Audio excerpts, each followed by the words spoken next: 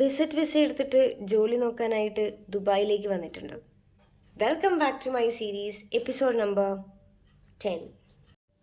Life ഒന്ന് സെറ്റാക്കാനുള്ള അടങ്ങാത്ത ആഗ്രഹം കൊണ്ടായിരിക്കും നമ്മുടെ ഇഷ്ടപ്പെട്ടവരുടെ കൂടെ എൻജോയ് ചെയ്ത് നടക്കേണ്ട സമയങ്ങളൊക്കെ നമ്മുടെ നാട്ടിൽ വിട്ടിട്ട് നമ്മൾ പലരും ഇതുപോലെ ദുബായിലേക്കും മറ്റ് സ്ഥലങ്ങളിലേക്കോട്ടൊക്കെ വിമാനം കയറുന്നത് അല്ലേ.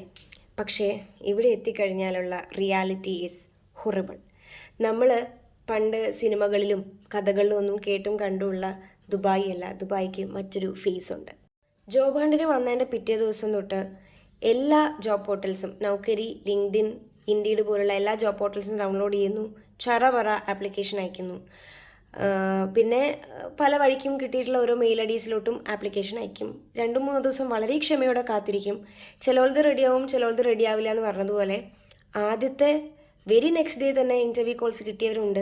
2 ആഴ്ച കഴിഞ്ഞിട്ടും ഒരു അപ്ഡേറ്റ്സും കിട്ടാത്തവരുമുണ്ട്. പിന്നെ നാട്ടിൽ എത്ര വർഷത്തെ എക്സ്പീരിയൻസ് ഉണ്ടായിട്ടും കാര്യമില്ല. ഇവിടെ UAE experience is very important. But the sad reality is അത് കിട്ടാനായിട്ട് നമുക്കാരും ജോലി തരുന്നില്ലല്ലോടാ. ഇല്ലാത്ത കാശ് മുടക്കി 6-7 അതിൽ കൂടുതലും ആൾക്കാരും താമസിക്കുന്ന റൂമിലേക്ക് അഡ്ജസ്റ്റ് ചെയ്ത് താമസിച്ച് അറിയാത്ത വഴിയിലൂടെയൊക്കെ തപ്പി കണ്ടുപിടിച്ച് പല ഇൻ്റർവ്യൂസ് അറ്റൻഡ് ചെയ്തിട്ടും ചിലപ്പോൾ ഒരു പ്രയോജനവും ഉണ്ടാവണമെന്നില്ല. ഇങ്ങനെയൊക്കെ വരുന്ന സമയത്ത് ലൈഫ് സ്റ്റക്കായെന്ന് തോന്നും. അതുപോലെ വിസയുടെ ദിവസങ്ങൾ കഴിഞ്ഞുകൊണ്ടിരിക്കുമ്പോൾ ഈശ്വര ഇനി എന്ത് ചെയ്യുമെന്നൊക്കെ തോന്നുന്നത് സ്വാഭാവികമാണ്. പക്ഷേ slow steady wins the race എന്ന് കേട്ടിട്ടില്ലേ? നമുക്ക് ഒരു ടൈമുണ്ട്. ആ ടൈം ആകുമ്പം ഒരു ഡോർ ഓപ്പൺ ആകും. Accept the opportunity and move on. എന്തായാലും നമ്മൾ രണ്ടും കൽപ്പിച്ച് ഇങ്ങോട്ടേക്ക് വണ്ടി കയറി. അപ്പോൾ പിന്നെ നമ്മുടെ സമയം വരെ വെയിറ്റ് ചെയ്യുക.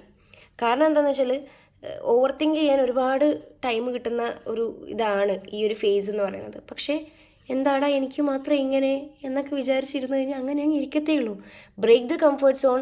എവിടെയാണെന്ന് വെച്ചാൽ ഇറങ്ങിപ്പോവുക, എങ്ങനെയും ഒരു ജോലി കണ്ടുപിടിക്കുക എന്നുള്ള ചിന്ത മാത്രം ഇരിക്കുക.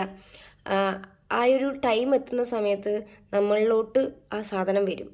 ദുബായിൽ job hunters not an easy task, but it's not impossible. ആ കാര്യം മാത്രം മനസ്സിൽ വയ്ക്കുക. കഴിച്ചിലായാലും ഇല്ലേലും പ്ലാനിങ് ഡെയിലി നടക്കട്ടെ. Keep applying. അത്രയേ ഉള്ളൂ. അത് പറഞ്ഞപ്പോഴാണ് എനിക്കൊരു 5-10 മെയിൽ അയക്കാനുണ്ട്. അപ്പോൾ ശരി, നാളെ കാണാം. ബൈ.